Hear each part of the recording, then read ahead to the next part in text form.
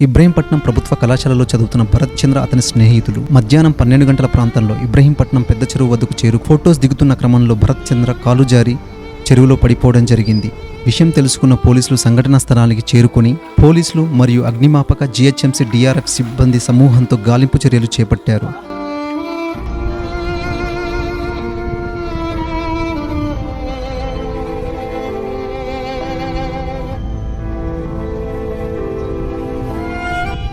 భరత్ చంద్ర మృతదేహాన్ని వెలికి తీయడం జరిగింది.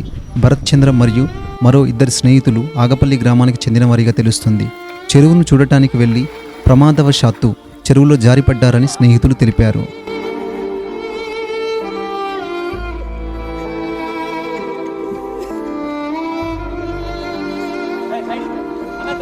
దయచేసి ఇలాంటి ప్రదేశాలలో ఫొటోస్ దిగే క్రమంలో తగిన జాగ్రత్తలు తీసుకోవాలని ఉషోదయ ఐబీపీ యూట్యూబ్ ఛానల్ కోరుతుంది.